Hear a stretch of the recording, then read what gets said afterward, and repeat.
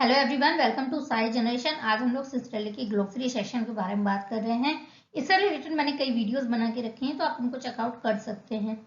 Sisterly का glossary section बहुत ज्यादा इंपॉर्टेंट है। इससे रिलेटेड कई क्वेश्चन नेट के एग्जाम में आते हैं। इसके साथ ही आपको इसलिए भी हेल्पफुल है क्योंकि इसमें कोई भी टॉपिक है, कोई भी कॉन्सेप्ट है, एक लाइन में बताया गया है और आपको उसके लिए पूरा रीड करने की जरूरत नहीं है। आप उसको एक लाइन में भी समझ सकते हैं। तो जब भी आप चाहें, आप इस वीडियो को ओपन करके इस वीडियो, ये जो सिसरली का ग्लॉसरी सेशन है, इसको रीड कर सकते हैं या फिर लिसन कर सकते हैं। चलिए वीडियो को शुरू करते हैं। Let's get started. सबसे पहला है ड्रग टॉलरेंस। तो ड्रग टॉलरेंस क्या होता है? देखिए नाम से ही क्लियर हो रहा है कि ड्रग के प्रति क्या होती है, बॉडी क्या होती है, टॉलरेंट हो जाती है। अब वो ड्रग के प्रभाव को क्या कर रही है, टॉलरेंट कर ले रही है, उसको सहन कर ले रही है। हिंदी में मतलब बहुत सिंपल शब्द तो यही होता है, सहन कर ले रही है। तो आपने अपने मम्मी पापा के मुंह से भी सुना होगा कि कोई दवाई अक्सर लेने पे क्या होता है कि अब वो दवाई उतनी असरदार नहीं रह गई है जितनी पहले हुआ करती थी। तो इसके लिए अब उनको क्या करना पड़ रहा है, उस दवाई का हायर डोज लेना पड़ रहा है। भाई मैंने तो कई बार सुना है, मेरी सासू माँ के साथ ऐसा होता है। वो एक दवाई लेती हैं और फिर अब क्या होता है, वो दवाई उनको उतनी इफेक्टिव नहीं लगती है। वो कहती हैं कि यार ये दवाई इतनी इफेक्टिव नहीं है जितनी मैं पहले लेती थी। तो क्या है, उनके उनके उनकी जो बॉडी है ड्रग के प्रति क्या हो गई, टॉलरेंट हो गई है। तो क्या कह रहा है ये, the decrease of the response to a drug over repeated use leading to the need for higher doses of drug to achieve the same effect. तो ये क्या कह रहा है, to decrease the response of drug over repeated use, किसी दवाई का बार बार इस्तेमाल करने से, उसका रिपीटेड यूज करने से अब वो दवाई उतनी ज्यादा इफेक्टिव नहीं रह गई है। तो उतनी इफेक्टिव रहने के लिए उसका क्या लेना पड़ रहा है, उसका हायर डोज लेना पड़ रहा है। किस चीज के लिए, to achieve the same effect को पाने के लिए उस दवाई का क्या करना पड़ रहा है, हायर डोज लेना पड़ रहा है। तो ये वाली लाइन यही कह रही है। अब बात करते हैं इकोहिक मेमोरी की। इकोहिक मेमोरी क्या होती है, एक टाइप की सेंसरी ऑडिटरी सेंसरी मेमोरी होती है जो कि 2 से 4 सेकंड की होती है। लैक्टिक लैक्टिक क्या होता है, approach to therapy, the result from combining elements of several different approaches और टेक्निक्स। तो क्या होता है, जो थेरेपिस्ट होते हैं किसी एक रिजल्ट पर आने के लिए या जो सही तरीके से थेरेपी दे पाए उसके लिए वो क्या करते हैं, डिफरेंट डिफरेंट अप्रोच इस्तेमाल करते हैं, डिफरेंट डिफरेंट क्या करते हैं, टेक्निक से यूज करते हैं। तो वो जो टेक्निक्स और वो जो डिफरेंट डिफरेंट अप्रोचेस है उनको कंबाइन करके जो रिजल्ट पाया जाता है उनको कंबाइन किया जाता है। क्या, किस चीज के लिए, एक रिजल्ट पाने के लिए। तो अप्रोच टू थेरेपी, ये थेरेपी का एक अप्रोच होता है। द रिजल्ट ऑफ कंबाइनिंग मतलब कि इनका सारे जो डिफरेंट डिफरेंट अप्रोच और टेक्निक होता है उनको कंबाइन करने को ही क्या कहते हैं, इलेक्ट्रिक कहते हैं। यानी कि आप इलास्टिक सुने हैं ना, ये इलास्टिक से रिलेटेड है। जो सबके रिजल्ट्स होते हैं उनको कंबाइन किया जाता है, किसमें, यही एक अप्रोच होता है थेरेपी में। अब बात करते हैं एजुकेशनल साइकोलॉजी की। The area of psychology in which the psychologists are concerned with the study of human learning and development of new learning techniques. The area of psychology क्या कह रहा है, the area of psychology in which the psychologists are concerned with the study of human learning and development of new learning techniques.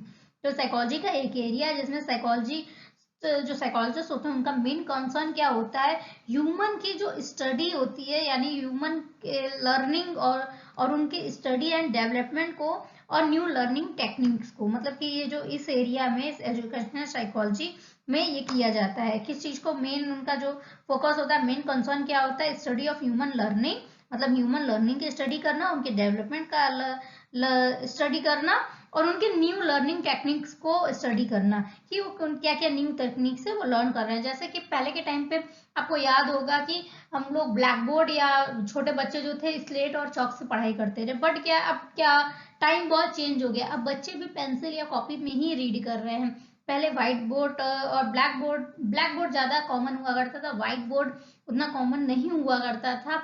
अब क्या है, white board बहुत ज्यादा common हो गया है और अब आप क्लासरूम में आप देख सकते हैं कि स्मार्ट टीवी और स्मार्ट तरीके से भी पढ़ाई हो रही है। तो जो एजुकेशनल साइकोलॉजी है वो क्या करता है, इन्हीं नई नई टेक्निक्स को मतलब कि जो एजुकेशनल साइकोलॉजी होता है इन्हीं नई नई टेक्निक्स को रीड करता है। उनका कंसर्न क्या होता है, ह्यूमन लर्निंग टेक्निक्स और उनके डेवलपमेंट को रीड करना, उनको पूरा कंबाइंड रूप से समझना। अब क्या बात कर रहे हैं, इफरेंट मोटर न्यूरॉन। हम लोग इफरेंट है मोटर न्यूरॉन के बारे में बात करें। इफरेंट क्या होता है, पहले तो ये इफरेंट क्या होता है, ये एक मोटर न्यूरॉन होता है। एक अफरेंट होता है, दूसरा इफरेंट होता है। मैंने ए वाले सेशन में इसको बताया होगा। वो सारे वीडियोस क्या इंग्लिश में हैं, तो वो जो इंग्लिश वाले वीडियोस थे उनको उतना अच्छा रिस्पॉन्स नहीं मिल रहा था, इसलिए मैं इनको हिंदी में आपको बता रही हूँ कि हिंदी वाले स्टूडेंट को बहुत ज्यादा हेल्पफुल हो सके। तो क्या होता है efferent neuron? A neuron that carries message from the central nervous system to the muscles of the body. तो इफरेंट न्यूरॉन क्या करता है, ये मैसेज को क्या करता है, कैरी करता है। कहाँ से? सेंट्रल नर्वस सिस्टम से मैसेज को कहाँ पे सप्लाई करता है? Muscles of the body. जब हमारे मतलब कि जो क्या मसल्स जो हमारे हाथ है, मतलब कि हमारे बॉडी ब्रेन क्या होता है, बताता है कि आपको अपने हाथ को मूव करना है, आपको अपने लेग को मूव करना है, आपको क्या करना है। तो इफरेंट न्यूरॉन्स वैसे मैसेज को ले जाता है आपके बॉडी के मसल्स तक, और उसके बाद आपके बॉडी या मसल्स क्या होते हैं, रिस्पॉन्स करते हैं। तो यही मेन ये इसका वर्क होता है, ये मैसेज को कैरी करता है सेंट्रल नर्वस सिस्टम से। अब हम लोग बात कर रहे हैं ईगो की। ईगो क्या होता है?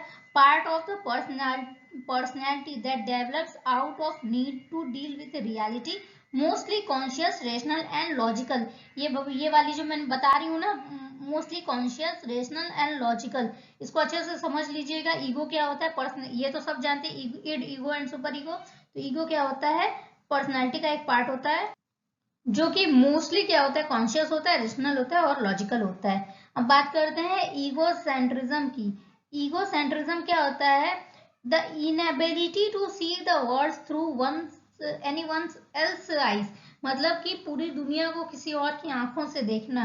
कहते हैं ना कि एक बार मेरे नजरिए से देखो, तुम जो देख रहे हो वैसा नहीं है। तो ईगो सेंट्रिक पीपल जो होते हैं ना, वो सिर्फ अपना ही पॉइंट ऑफ व्यू रखते हैं, अपना ही बात बताते हैं, सामने वाले के ऊपर क्या गुजर रही है उनको इससे कोई लेना देना नहीं होता। यही ये कह रहा है कि दुनिया को दूसरे की निगाह से देखना इनएबिलिटी है, ये कमी है।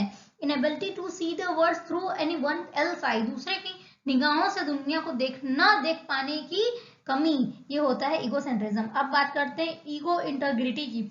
ईगो इंटीग्रिटी क्या होती है? The sense of wholeness that comes from having lived a life full possessing the ability, the sense of fullness, मतलब कि हम पूरी तरह से फुल हैं, हम पूरी लाइफ बहुत एंजॉइंग से, बहुत अच्छे से एंजॉयफुल जी रहे हैं, हमें कोई कमी नहीं है। तो यही कह रहा है सेंस ऑफ फुलनेस, संपूर्णता की फीलिंग, कि मैं पूरी तरह से संपूर्ण हूँ, मेरे अंदर बहुत खुशी है, मैं ये लाइफ वैसा ही जी रहा हूँ जैसा मैं जीना चाहता था।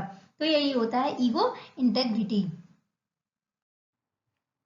हम नेक्स्ट इस सेशन में आते हैं। फर्स्ट है eidetic imaginary, the ability to assess a visual memory for 30 second.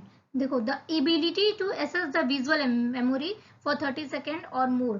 तो आइडिएटिक मेमोरी वो होती है जो कि मेमोरी की एक एबिलिटी होती है जो कि विजुअल जो भी इमेजेस है उनको 30 सेकेंड तक होल्ड कर सके। तो यही होता है आइडिएटिक memory imaginary.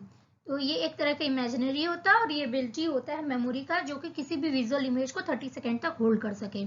इलोबरेशन likelihood model, the model of persuasion stating that people will either elaborate on the persuasive message or fail to elaborate on it, and that the future actions of those who do elaborate are more predictable than those who don't. The model of persuasion, ये क्या है? ये persuasion का एक model है। इलोबरेशन likelihood model जो है persuasion का मॉडल है जो कि बताता है कि people will either elaborate on the persuasive message, या तो लोग persuasive जो मैसेज होता है उसको elaborate कर पाते हैं, यानी कि उसको समझ पाते हैं, और fail to elaborate on it, या तो उसको समझ पाते हैं या तो उसको समझने में फेल हो जाते हैं। And that the future actions of those who do elaborate are more predictable than those who do not. And that the future actions, मतलब फ्यूचर में होने वाले जो एक्शंस होते हैं of those who do elaborate, या तो वो लोग उसको elaborate कर सकते हैं more predictable than those who, उनके कंपैरिजन में जो लोग persuasion मैसेज को ज़्यादा अच्छे से elaborate कर पाते हैं जो वो फ्यूचर में जो भी इवेंट होने वाला है उनको प्रिडिक्ट कर सकते हैं in comparison to those who do not elaborate are. Next है elaborative rehearsal, a method of transferring information from S2M to LTM। तो सेंसरी शॉर्ट टर्म मेमोरी में से लॉन्ग टर्म मेमोरी में ट्रांसफरिंग को ही इलोबरेटिव रिहर्सल कहा जाता है। By making that information meaningful, by making that information meaningful in some way. देखो जब इंफॉर्मेशन मीनिंगफुल होती है तो क्या होता है कि जो हमारी मेमोरी में जो भी सूचनाएं होती हैं, जो भी इंफॉर्मेशन होती हैं, जब वो STM से LTM में कैसे जाती हैं, जब वो जो भी घटनाएं होती हैं, जो भी सिचुएशन होती है, जो कुछ भी नॉलेज होती है, जब वो उसको याद करने लायक रहती है तभी उसको STM में इंफॉर्मेशन मीनिंगफुल, मतलब मीनिंगफुल होती है तभी उसको STM से LTM में क्या करते हैं, ट्रांसफर कर पाते हैं। तो यही होता है इलेबोरेटिव रिहर्सल, एक मेथड होता है जो कि शॉर्ट टर्म मेमोरी से लॉन्ग टर्म मेमोरी में इंफॉर्मेशन सूचनाओं को भेजता है। अब है इलेक्ट्रोकॉन्वल्सिव therapy ECT, form of biomedical therapy to treat severe depression in which electrodes are placed, a form of biomedical therapy। यही होता है ECT, ये बायोमेडिकल थेरेपी का एक फॉर्म होता है। that severe depression in which electrodes are placed on either one or both to treat severe, ये क्या होता है, सीवियर डिप्रेशन को ठीक करने में यूज किया जाता है, जिसमें कि एक इलेक्ट्रोड और बोथ, या तो एक साइड या तो दोनों साइड में इलेक्ट्रोड को प्लेस किया जाता है। ऑफ अ पर्सन हेड, यानी कि पर्सन के सर के अंदर, an electric current is passed through the electrodes, an electric current is passed through the electrodes that is strong enough to cause a seizure or convulsion। तो क्या कह रहा है ये कि ये देखो दो रॉड्स होते हैं जिन्हें कि इलेक्ट्रोड्स कहा जाता है, जिसके थ्रू इलेक्ट्रिसिटी पास की जाती है किसी पर्सन के हेड में। ये सीवियर डिप्रेशन को ट्रीट करने में हेल्पफुल होता है और जिसके कारण दैट इज स्ट्रॉन्ग इनफ, ये इतना ज्यादा स्ट्रॉन्ग होता है जिसके कारण पर्सन को सीजर यानी कि कपकपाने की बीमारी या कन्फ्यूजन, ये भी एक बीमारी होती है, ये हो सकती है, मतलब उसके इतना ज्यादा वो स्ट्रॉन्ग होता है। टू कॉज मतलब होता है कारण। अब बात करते हैं EEG, इलेक्ट्रोसेफलोग्राम, recording of the electrical activity of large groups of cortical neurons, और recording of electrical activity of large group of cortical neurons. ये कॉर्टिकल न्यूरॉन्स की एक इलेक्ट्रिकल एक्टिविटी को क्या करता है, रिकॉर्ड करता है। Just below the skull, most often using scalp electrode, जो कि आपके स्कल के ठीक नीचे होते हैं। तो EEG ही रिकॉर्ड करता है। बात करते हैं इलेक्ट्रोसिफलोग्राफी, ये तो EEG था, इलेक्ट्रोसिफलोग्राम, और ये है electroencephalography, machine designed to record the electroencephalogram. तो वो मशीन जो कि EEG को रिकॉर्ड करने के लिए बनाई जाती है उसे ही इलेक्ट्रोसिफलोग्राफी कहा जाता है। मशीन, आपने देखा होगा कि जो EEG की लाइंस होती हैं ऊपर नीचे होती हैं, तो ये मशीन जो रिकॉर्ड करती है वो उसे ही इलेक्ट्रोसिफलोग्राम कहा जाता है। अब बात करते हैं embryo, name for the developing organism for 2 weeks 8 weeks after fertilization.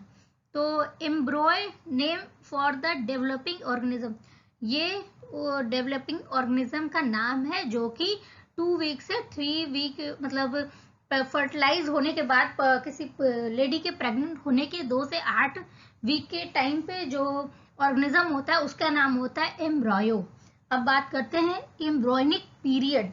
तो embryonic period, the period of 2 to 8 week after fertilisation, ये वो पीरियड 2 से 8 हफ्ते का एक पीरियड होता है जब लेडी प्रेग्नेंट हो जाती है। फर्टिलाइजेशन के बाद का 2 से 8 वीक का पीरियड होता है, during which the major organs and structure of the organism develop. ये कौन सा पीरियड होता है, 2 से 8 हफ्ते का होता है, जिसके दौरान जो भी स्टिमुलस है, प्राणी है, उसका जो मेजर ऑर्गन्स है वो डेवलप होते हैं, उसका स्ट्रक्चर डेवलप होता है ऑर्गेनिज्म का स्ट्रक्चर डेवलप होता है, उसके मेजर ऑर्गन्स डेवलप होते हैं इसे, और ये पीरियड कब तक का होता है, 2 से 8 वीक का होता है, जिसे एम्ब्रियोनिक पीरियड कहा जाता है। अब बात करते हैं इमोशन की। The feeling aspect of consciousness characterized by a certain physical arousal or certain behavior that reversal the emotion to the outside world and inner awareness of feeling। Emotion क्या होता है? इमोशन द फीलिंग, देखो यहाँ पे double inverted comma में लिखा है emotion the feeling aspect of consciousness, इस बात की कॉन्शियस मतलब इस बात की जानकारी होती है characterised by certain physical arousal, जिसे कि आप कुछ फिजिकल अराउजल के रूप में डिफाइन कर सकते हैं, कैरेक्टराइज कर सकते हैं। अ सर्टन बिहेवियर, एक तरह का बिहेवियर होता है जो कि बताता है that reveals the emotion of outside world, जो कि बाहरी दुनिया को आपके इमोशन के बारे में बताता है, and inner awareness of feeling, और आपको आपकी इमोशन के बारे में भी बताता है। तो यही होता है इमोशन।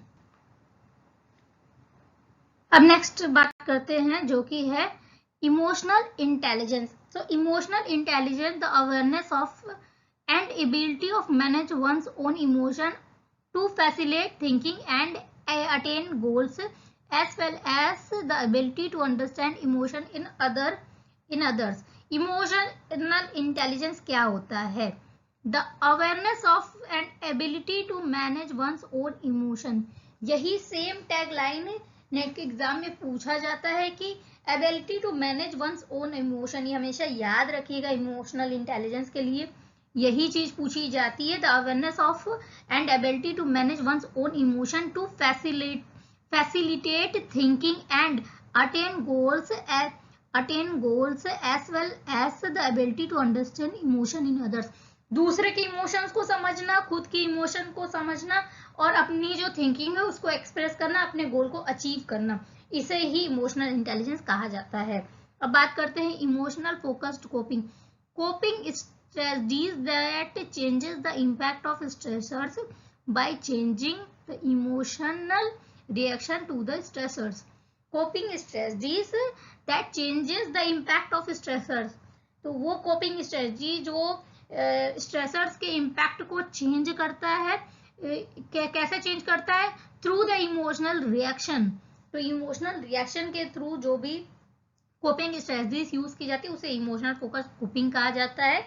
तो इसको मतलब आप ये कह सकते हैं कि जिस कोपिंग में इमोशन पर ज्यादा फोकस किया जाता है उसे इमोशनल फोकस कोपिंग कहा जाता है। एम्पैथी की बात करते हैं। The ability of the therapist to understand the feeling of the client की फीलिंग को समझने को ही एम्पैथी कहा जाता है। दूसरे शब्दों में एम्पैथी का मतलब ये होता है कि सामने वाला जो फील कर रहा है सेम वही फीलिंग डॉक्टर की भी होती है, सेम वही फीलिंग काउंसलर की भी होती है, इसे ही एम्पैथी कहा जाता है। अब बात करते हैं इनकोडिंग की। The set of mental operations that people perform on sensory information to convert the information into a form that is usable in the brain's strong system, यही होता है encoding. The set of mental operation that people perform on sensory information to convert that information into a form।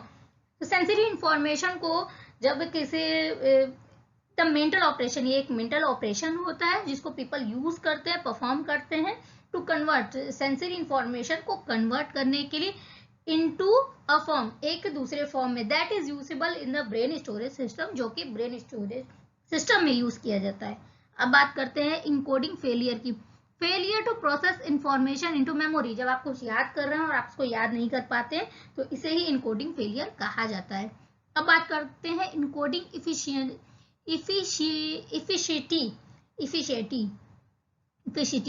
The tendency for memory of information to be improved if related information such as surrounding or physiological stage.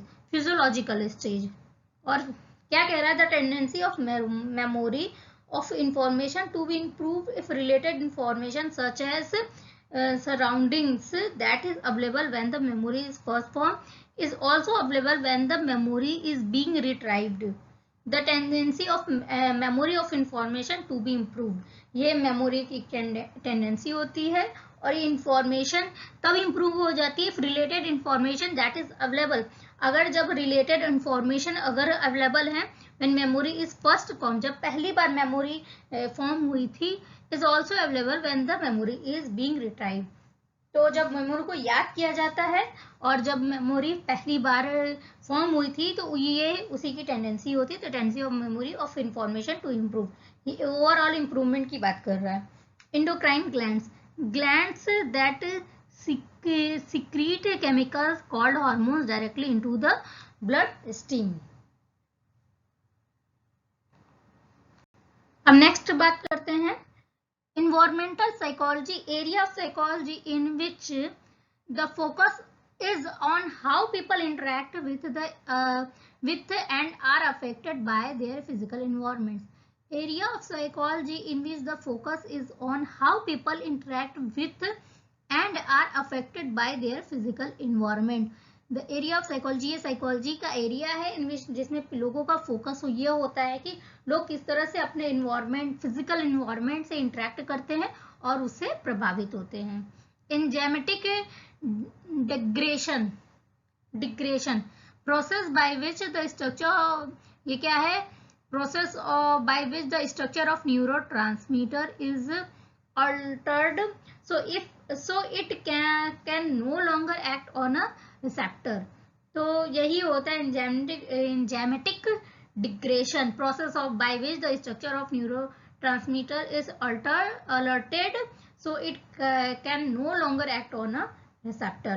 अब ये क्या होता है, ये neurotransmitter का एक alerted structure होता है जो कि ज्यादा समय तक नो लॉन्गर, जो कि ज्यादा समय तक रिसेप्टर की तरह एक्ट नहीं करता है।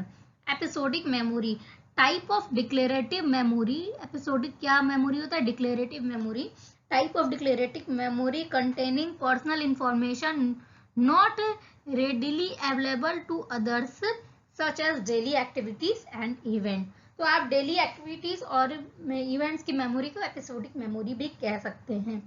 इक्वल स्टेटस कॉन्टेक्ट, तो क्या होता है, contact between groups in which the groups have equal status, equal status contact, फिर से देखते हैं, contact between group in which the groups have equal status with neither group having power over the other, जिसमें किसी भी दोनों group में से किसी भी ग्रुप के पास दूसरे ग्रुप से ज्यादा पावर नहीं होती, और आप कह सकते हैं कि दोनों का स्टेटस सेम है, यही equal status contact.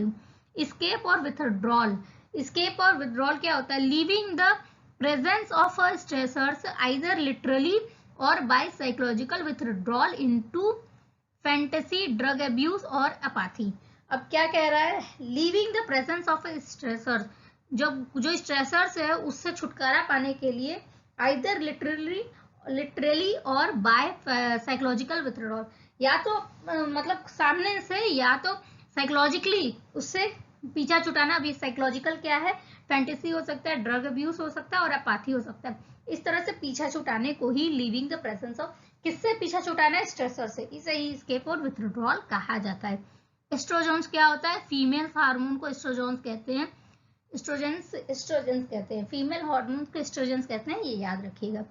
EU stress, EU stress एक पॉजिटिव स्ट्रेस होता है, the effect of positive events और the optimal amount of stress that people need to promote the health and well-being। देखो ये ईयू स्ट्रेस एक positive stress होता है, जब आप शादी वादी में थक जाते हैं, डांस करके थक जाते हैं, इस तरह की कोई बर्थडे सेलिब्रेट कर रहा है, उससे जो थकावट होती है उसके कारण जो स्ट्रेस होता है उसे ही पॉजिटिव स्ट्रेस, ईयू स्ट्रेस कहा जाता है। Evidence based treatment also called empirically supported treatment refers to interventions, strategies or techniques that have been found to produce therapeutic and desired changes during controlled research studies। तो यही होता है इन evidence based treatment that called empirically support treatment, जो कि empirically support treatment होता है, refers to interventions, strategies और techniques अब बात करते हैं evolutionary perspective, perspective that focus on the biological perspective that focus on the biological basis of universal mental characteristics that all humans share. तो evolutionary perspective क्या होता है? Perspective that focus on biological basis of universal mental characteristics. Universal mental characteristics की बात हो रही है जो कि ऑल ह्यूमन इक्वली शेयर करते हैं, इसे ही इवोल्यूंटरी पर्सपेक्टिव कहा जाता है। अब बात करते हैं एक्साइटरी स्नैप्स की। तो एक्साइटरी स्नैप्स क्या होता है? Synapse that which neurotransmitter causes the receiving cell or fire. Excitatory synapse, synapse that which neurotransmitter cause the receiving cell or fire, cell to fire. हम नेक्स्ट बात करते हैं expectancy, a person's subjective feeling that a particular behavior will lead to reinforcing consequences. A person's subjective feeling, ये subjective feeling होती है जो कि ये बताता है कि अगर जो कि पर्सन को reinforce करता है किसी भी particular behavior will lead to reinforcing consequences, मतलब कहने का ये है कि ये पर्सन की एक्सपेक्टेंसी होती है जो कि सब्जेक्टिव फीलिंग होती है, जो कि पर्सन के बिहेवियर को किसी एक डायरेक्शन में री-इन्फोर्स करती है। Experiment, a deliberate manipulation of a variable to see if a deliberate इसको पहले इरेज कर देते हैं। A deliberate manipulation of a variables to see if corresponding changes in behavior result, allowing the determination of cause and effect relationship। हमेशा याद रखिएगा experimental research में cause and effect relationship को एस्टैब्लिश करने की कोशिश की जाती है। Experimental group, subject in an experiments who are subjected to the independent variable. किसी भी एक्सपेरिमेंटल ग्रुप वो होते हैं जो कि इंडिपेंडेंट, जिनको कि इंडिपेंडेंट वेरिएबल्स यानी कि आईवी की तरह ट्रीट किया जाता है और जिनमें मैनिपुलेशन किया जाता है। तो ये चीज हमेशा ख्याल रखिएगा। एक्सपेरिमेंटल साइकोलॉजी क्या होता है? Area of psychology in which the psychologist primarily to फिर से देखते हैं। Area of psychology in which the psychologist primarily to research and experiment in the areas of learning, memory, thinking, perception, motivation and language। तो यही होता है experimental psychology. Experimental effect क्या होता है? एक्सपेरिमेंटल इफेक्ट होता है the tendency of the experimenters expectations for a study to unitantly influences the result of the। देखो ये ओवरऑल बड़ा लंबा चौड़ा लिखा है, बड़ा कंफ्यूजिंग भी लग रहा है। तो एक्सपेरिमेंटल इफेक्ट क्या होता है? ये जो एक्सपेरिमेंटर होता है, जो कि एक्सपेरिमेंट करवा रहा होता है, उसकी टेंडेंसी होती है, उसका टेंडेंसी होता है और वो क्या करता है, वो जो एक्सपेरिमेंट वो एक्सपेरिमेंट को इस दिशा में मोड़ देता है या वो इसमें ऐसा मैनिपुलेशन कर देता है या उसको एक्सपेरिमेंट को बायस कर देता है ताकि रिजल्ट वैसा ही आए जैसा कि एक्सपेरिमेंटर चाह रहा है। तो यही होता है एक्सपेरिमेंटल इफेक्ट। अब बात करते हैं एक्सपोजर थेरेपी की। Behavioural techniques that expose individuals to anxiety or fear related stimuli, मतलब जिससे एंजाइटी क्रिएट होती है, जिससे डर क्रिएट होता है, वही कह रहा है anxiety fear related stimuli under carefully controlled condition to promote new learning.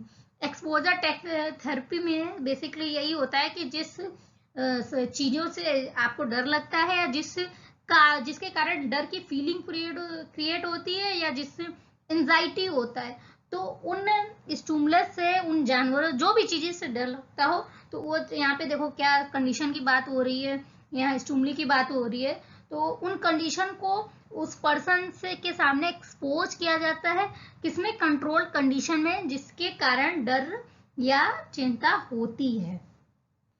तो ओवरऑल ये एक बिहेवियरल टेक्निक्स है जो कि डायरेक्टली जिसमें कंट्रोल कंडीशन में जिसे उस पर्सन के सामने एक्सपोज किया जाता है, जिससे उस पर्सन के सामने एक्सपोज किया जाता है जिसकी थेरेपी की जा रही है, जिसको थेरेपी दी जा रही है। अब बात करते हैं एक्सटिंक्शन की। The disappearance of weakening of learned response following the removal or absence of the unconditional stimulus in classical conditioning, ये जो बता रहा है ये क्लासिकल कंडीशनिंग में होता है, और the removal of a reinforcement in operant conditioning. तो यहाँ दोनों की बात हो रही है, फिर से समझते हैं। एक्सटेंशन क्या होता है? द डिसअपीयरेंस और वीकनिंग ऑफ लर्नड रिस्पॉन्स, किसी भी सीखे हुए रिस्पॉन्स के भूल जाना या उसके रिस्पॉन्स में कमी आ जाना, following the removal or absence of the unconditional stimuli. या तो उसमें, अब देखो क्लासिकल कंडीशनिंग में रिमूवल और एब्सेंस, या तो जो अनकंडीशनल स्टिमुलस है उसको हटा देने पर क्या होता है, उस पर्टिकुलर रिस्पॉन्स, सीखे हुए लर्न रिस्पॉन्स को पर्सन भूल जाता है या कमजोर पड़ जाता है। और द रिमूवल ऑफ रीइंफोर्सर, तो रीइंफोर्समेंट किसमें यूज किया जाता है? ऑपरेंट कंडीशनिंग में यूज किया जाता है। इसीलिए यहाँ पे ये कह रहा है कि द रिमूवल ऑफ रीइंफोर्समेंट। तो बेसिकली ये कह रहा है कि डिसअपीयरेंस वो ऑफ लर्नड, जब लर्नड रिस्पॉन्स पर्सन भूल जाता है, कैसे भूल जाता है? या तो जो रीइंफोर्समेंट है उसको हटा दिया जाए, रिमूव कर दिया जाए, या तो removal or absence of unconditional stimulus. वो स्टिमुलस जैसे घंटी थी ना, वो क्या थी? कंडीशनल रिस्पॉन्स थी, बट जो भोजन था वो अनकंडीशनल स्टिमुलस था। तो उस तरह के जो अनकंडीशनल स्टिमुलस है उसको जब रिमूव कर दिया जाएगा तो जो सीखा हुआ रिस्पॉन्स है, लर्न रिस्पॉन्स है, वो क्या होगा? पर्सन भूल जाएगा। इसे एक्सटेंशन कहा जाता है। तो extraversion, dimension of personality referring to one's need to be with other people. तो यही होता है extraversion. Dimension of personality, dimension of personality referring to one's need to be with other people, यही होता है एक्स्ट्रावर्जन, जो कि एक पर्सनैलिटी का डायमेंशन है जो कि बताता है कि वो लोगों की, जो उस पर्सन जो कि एक्स्ट्रावर्ट होते हैं, वो जो कि रिफर करता है to one's need to be with other people. अब बात करते हैं एक्स्ट्रावर्ट्स की। People who are outgoing and sociable, यही होता है एक्स्ट्रोवर्ट, जो कि बहुत आउटगोइंग होते हैं और सोशलेबल होते हैं। Extrinsic motivation, type of motivation in which person perform an action because it leads to an outcome that is separate from और एक्सटर्नल टू द पर्सन, यही होता है एक्सट्रिंसिक मोटिवेशन। तो आई होप आपको आज का एपिसोड समझ में आया होगा। किसी भी क्वेरीज के लिए हमें मेल करिए, कमेंट सेक्शन में जाके कमेंट करिए, चैनल को लाइक करिए और सब्सक्राइब करिए, शेयर करिए। टिल देन खुश रहिए, स्वस्थ रहिए और मस्त रहिए।